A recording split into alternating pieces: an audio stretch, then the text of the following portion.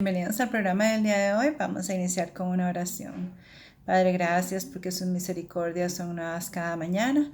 Pedimos el perdón de nuestros pecados y la unción de su Santo Espíritu en el estudio de su palabra que vive y permanece para siempre. En el nombre glorioso de su Hijo amado Cristo Jesús. Amén. Bueno, hoy damos inicio al capítulo 8. En el capítulo 7 habíamos visto que se había dicho en el primer año de Belsasar, rey de Babilonia. Daniel tuve un sueño, y ese sueño que él tuvo fue de las 4 bestias, estos 4 poderes mundiales que simbolizaban en este capítulo las bestias. Ahora dice, en el tercer año del rey Belsasar, Daniel tuvo una visión, y es la que vamos a contemplar en el día de hoy. Este capítulo verdaderamente es muy amplio. Vamos a ver, la mayor parte del capítulo viene la visión de Daniel, que es muy en detalle. Luego viene cuando el Señor Jesús le dice al ángel Gabriel que le explique a Daniel la visión. Y luego viene el lapso profético del tiempo. Hoy vamos a ver la primera parte del capítulo, el lapso profético de tiempo. Vamos a verlo por aparte porque necesitamos hacer bien el detalle y no nos alcanza el tiempo de esta manera. Entonces vamos a hacerlo así, que el Señor bendiga la lectura y el estudio de su palabra. Entonces dice, visión de carnero y del macho cabrío. En el año tercero del rey de Belsasar me apareció una visión a mí, Daniel, pues después de aquella que me había aparecido antes, la del capítulo 7. Dice, vi en visión, y cuando la vi, yo estaba en Susa, que es la capital del reino en la provincia de Elam. Es bueno cuando se dan fechas, se dan ciudades, porque esto ayuda a edificar la fe, ¿verdad? Son lugares reales, fechas reales. Vi pues una visión junto al río Elaí. Alcé los ojos y miré, y he aquí un carnero que estaba delante del río y tenía 2 cuernos. Aunque los cuernos eran altos, uno era más alto que el otro, y el más alto creció después. ¿Recuerdan de lo que hablamos del oso? Que un costado del oso era más alto, pues aquí es la misma simbología con el mismo imperio.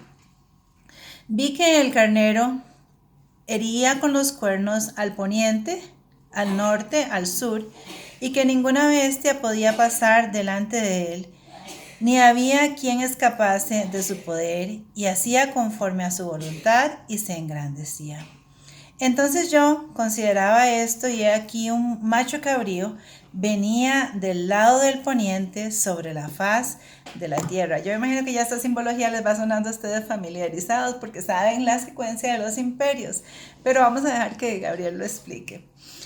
Dice, sin tocar la tierra, o sea, venía soplado. ¿Recuerdan? 4 alas del leopardo que estudiamos en el capítulo anterior.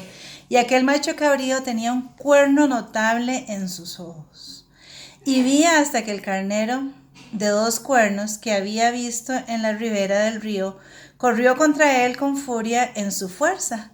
Y yo le vi que llegó junto al carnero y se levantó contra él y lo hirió, y le quebró los 2 cuernos, y el carnero no tenía más fuerza para pararse delante de él. Lo derribó por tanto en tierra y lo pisó, y no hubo quien librase al carnero de su poder. Ahí veníamos los imperios. Primero el reino babilónico, que es conquistado por Darío, los medos y los persas, simbolizando estos 2 cuernos. Ellos luego son conquistados por Alejandro Magno, que viene en una velocidad y un poder tremendo, como vimos en el leopardo con las 4 alas, velozmente, y acaba esos 2 cuernos, pues el medo y el persa, ¿verdad? Uno mayor que el otro. Sin embargo, Alejandro Magno logra conquistar el imperio. Y dice así, y el macho cabrío se engrandeció sobremanera, pero estaban en su mayor fuerza aquel gran cuerno que quebrado, y en su lugar salieron otros 4 cuernos notables hacia los 4 vientos del cielo. Vimos que Alejandro Magno era, No ha habido otro igual a él en la historia, pero era el símbolo de ese cuerno.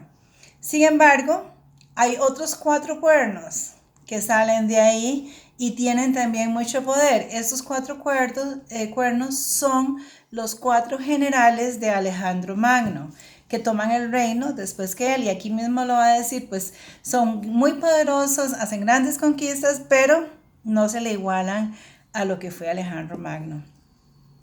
Y dice el versículo 9, y de uno de ellos salió un cuerno pequeño que creció mucho al sur y al oriente y hacia la tierra gloriosa. Y se engrandeció el ejército del cielo, porque el ejército de las estrellas echó por tierra y los pisoteó.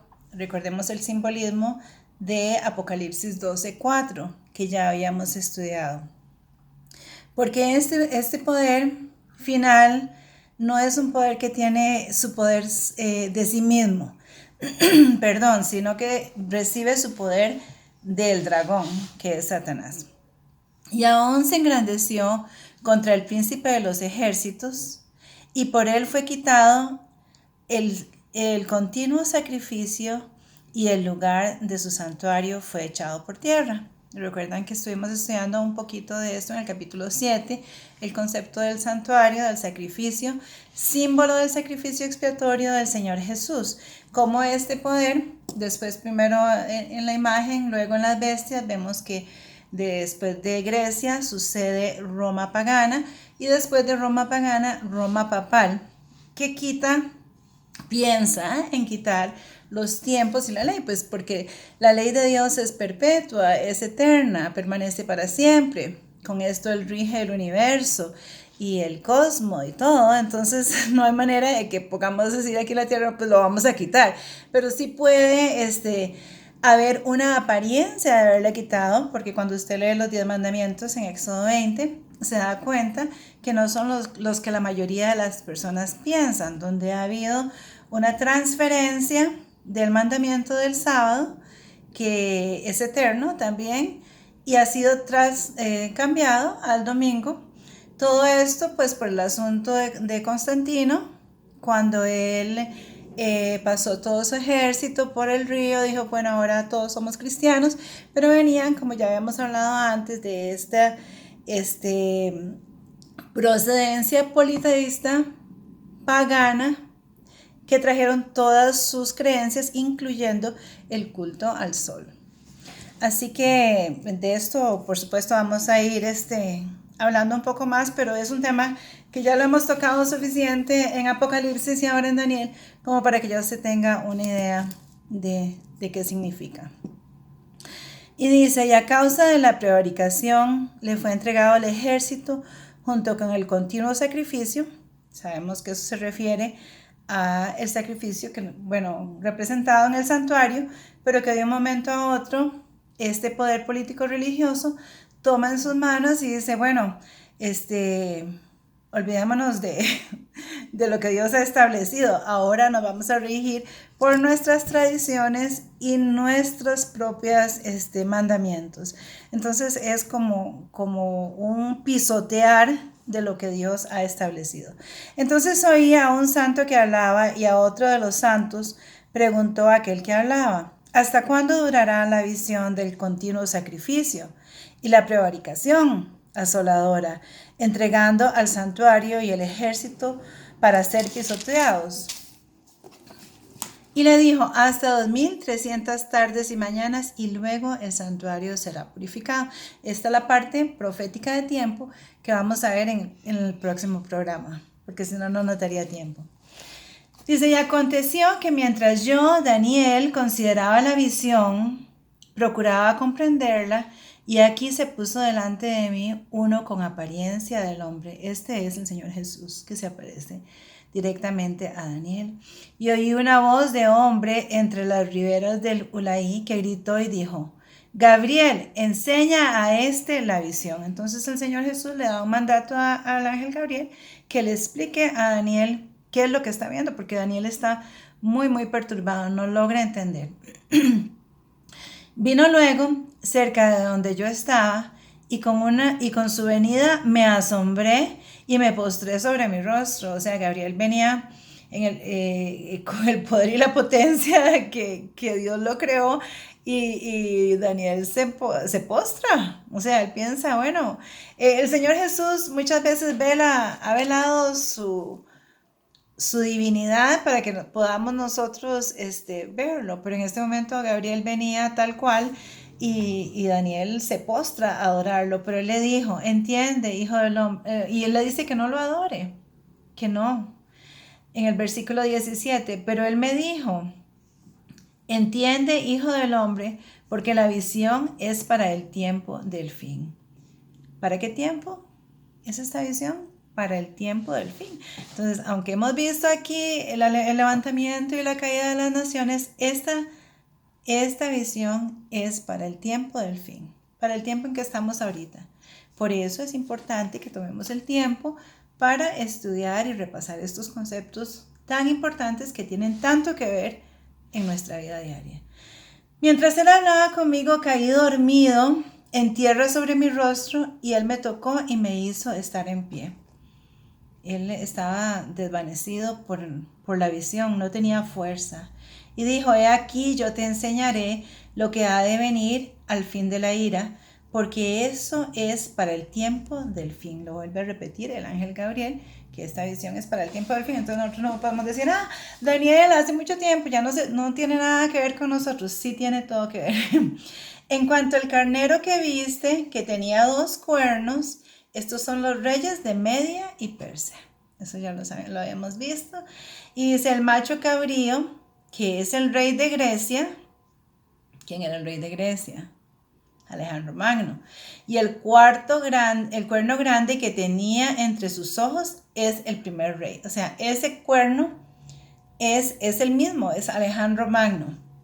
Y en cuanto al cuerno que fue quebrado, porque luego él falleció a una edad muy temprana, sucedieron 4 en su lugar, sus 4 generales. Significa que 4 reinos se levantaron de esa nación, aún no con la misma fuerza que él, porque no lograron igualar la fuerza de Alejandro Magno, que murió a una edad, como le digo, muy, muy joven. Al fin del reinado de estos, o sea, ya entonces vemos que este imperio de Grecia ya pasa. Nos estamos trasladando a otro imperio. Al fin del reinado de estos, cuando los transgresores lleguen al colmo, se levantará un reino altivo de rostro y entendido en enigmas. Vean todos los detalles que va dando el ángel. Y su poder se fortalecerá, mas no con su propia fuerza. Ya habíamos visto en Apocalipsis cuando vemos que el dragón, o sea, la serpiente antigua, Satanás, es la que le da el poder. Y causará grandes ruinas y prosperará y hará arbitrariamente y destruirá a los fuertes y al pueblo de los santos.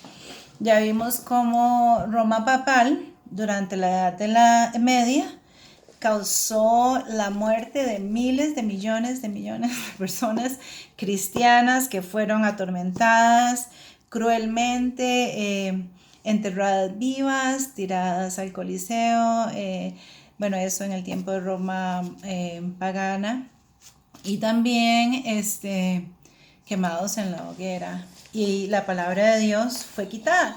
Y por eso vino tanta oscuridad sobre la tierra. Es esa época que la mayoría de nosotros hemos estudiado en la historia. El versículo 25.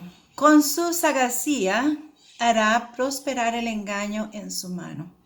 Pongámonos atención a este lenguaje que usa Gabriel, ¿verdad? Porque habla de artimañas, habla de sagacidad, o sea, una manera de hacer parecer que esta es la verdad, pero en realidad no la es. Así que nosotros tenemos que tener muchísimo cuidado de qué es lo que dice el Señor, no qué es lo que dicen los hombres, que no es lo que dice la tradición, no es lo que se ha venido haciendo por años de años, porque la Biblia es muy clara en advertirnos que seamos cautelosos y veamos bien de qué se trata y nos da muchas pistas. Volvamos a leer el versículo 25, dice, con su sagacidad hará prosperar el engaño en su mano, y en su corazón se engrandecerá, y sin aviso destruirá a muchos y se levantará contra el príncipe de los príncipes. ¿Quién es el príncipe de los príncipes? El Dios Todopoderoso, el Señor Jesús. ¿Por qué? Porque está diciendo: lo que usted ha dicho a mí no me importa, es lo que yo ahora tengo autoridad de hacer. Aunque no por su mano. La visión de las tardes y mañanas que se ha referido es verdadera. Y tú guarda la visión porque es para muchos días. Estamos hablando, ¿verdad? Que Daniel tuvo esta visión y Daniel está muy atrás en la antigüedad. Y yo, Daniel, quedé quebrantado y estuve enfermo algunos días. Y cuando convalecí, atendí los negocios del rey, pero estaba espantado a causa de la visión y no la entendía. ¿Qué parte del capítulo 8 no entendía Daniel? Porque el ángel Gabriel vino y le explicó, le dijo, le habló del reinado de los medo-persas y se lo dijo por nombre. Después identifica a Alejandro Magno, a sus 4 generales, y después identifica a los otros poderes. Y cabe destacar que ya Daniel está familiarizado con esta lengua. Conforme Gabriel empieza a hablarle, él empieza a recordar seguramente la visión de la imagen de Nabucodonosor, la visión de las 4 bestias que él tuvo en el capítulo 7. Pero hay algo aquí que él no entiende. ¿Qué es lo que no ha entendido todavía? Es la visión de los 2.300 tardes y mañanas, y el santuario será purificado. Esa es la única parte que él no ha entendido de todo lo que hemos visto aquí en el capítulo 8. Así que después vamos a entenderlo porque Gabriel viene y le explica la segunda parte de este capítulo 8, que es de vital importancia, porque le dice: selle esas palabras porque son para el tiempo del fin. O sea, eso no va a permanecer en la oscuridad siempre. La verdad va a ser dicha y la gente va a saber de qué se trata, porque es muy necesario que podamos identificar. Y esa profecía, cuando la vayamos a ver, es increíble porque detalla con exactitud, porque Dios nunca llega ni tarde ni temprano, siempre llega a tiempo. Él detalla con exactitud el bautismo del Señor Jesucristo, del Mesías, la crucifixión, el tiempo exacto del bautismo y la crucifixión del Señor Jesús, y también es el tiempo exacto del final de las 70 semanas que eran determinadas para el pueblo de Israel, el inicio de la predicación a los gentiles con el apedreamiento de Esteban, y también el inicio del juicio de Dios. Así que nos esperan momentos muy intensos, muy buenos en el estudio de esta profecía de las 2.300 tardes y mañanas, y esperemos que la próxima vez que nos veamos usted tenga su lapicerito por ahí y su papelito para que pueda estudiar y confirmar con su propia Biblia que las cosas que estamos diciendo es el así dice el Señor. Que Dios le bendiga.